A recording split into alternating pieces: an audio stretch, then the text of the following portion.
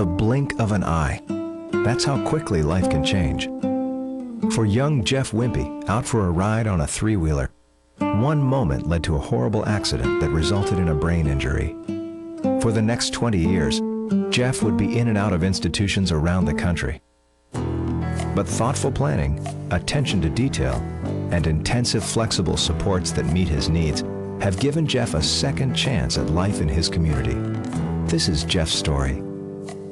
I first met Jeff because the state of Kentucky contracted with me to do some planning for Jeff, and they were aware of the fact that Jeff did not need to remain at Central State Hospital, where he had been for a long time, but had a hard time imagining what would respond to his needs.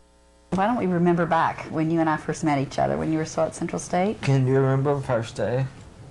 Do I remember the first day? I can't remember that part. Like, I absolutely remember the first day I met you. Like, what made you remember that? Well, you know what had happened is some folks in Frankfort asked me to come and meet you, and to figure out what would be a better thing for you than living at Central State.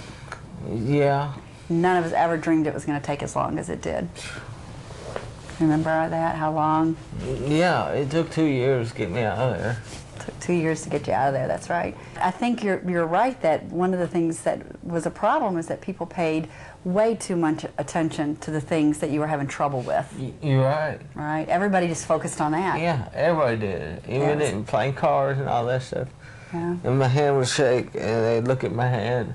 Oh, he's deflected. Well, people noticed that you had some problems with your hands and your balance, and they were worried about that. Yeah. People noticed and remembered that sometimes you got confused, like you had gotten lost sometimes. Yeah. Right? That because of your brain injury, sometimes your impulse control wasn't very good, and like you'd say things and go, oops. But it took a long time because everybody kept focusing on those things instead of what we know about you now. All right? Kind of what a wonderful gentleman you are, and what a good family member you are, and how you can live in your own home and do volunteer work and usher at the community theater and exercise and work out, and people couldn't imagine those things before. They just imagined the problems you had. So how does your company work with people like me? Just like what you're doing right now? It's really pretty practical. You just get to know people and say, well, what would it take for people to get to live the way they want to live? It was really important to you for it to be independent, you to do what grown-ups do. Mom and Dad taught me to be independent. So you were pretty clear about what you wanted. Yeah. What you wanted. What was the problem was that the system there was no place in the system that was available. Yeah. Right? There was no local agency or program that could help you get that. Well, y'all could. Yeah, well, it took a long time, though. What I remember is that we asked, it was almost 100 agencies if they'd be willing to come in and help you have your own apartment, right? Where you were in charge of it, and you got to pick where it was, and and none of the agencies were set up to do that. What were they set up to do? Well, they had, a lot of them might already have a residence. Like if you wanted to get services from them, you'd have to go live in their place. So we just kept trying and looking, and nothing worked. And finally, what we decided to do was to design something, to create your own home. Yeah. Right? And we found a good place to live, and found people who could support you, and created your schedule, kind of started it from scratch. As Jeff was in the process of moving, a lot of the people involved were very concerned about backup plans in terms of, so what happens when this doesn't work? So there was a lot of effort put into how does he get back into Central State Hospital without having to go through the regular routes? Does he have an express route, to get there? How can we make sure there'll be an opening when he needs it, and all of those things? And it was probably a good thing to do and be prepared for, but the truth was, Jeff told us all along from day one, I will not run away from my own home. He told us that as clear as day. And yet everyone was still really concerned that he would run. In fact, we described the job of direct support professionals. The job in the beginning was you have to wear tennis shoes to work and be ready to take off. None of that's been necessary because Jeff is where he wants to be. And it was because of the consumer-directed option we could do that.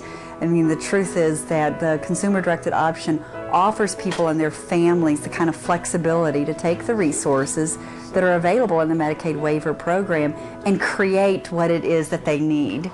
as opposed to, for instance, going to an agency where an agency will say, this is what we have to offer you. Currently, Jeff receives a very intensive, one-on-one, 24 hours a day, around the clock, in his own home, support that makes sense to him and that works for him and his family, and it also works for the taxpayers because it is a much less expensive support than what he received in facility care for many, many years of his life. What's the best thing here?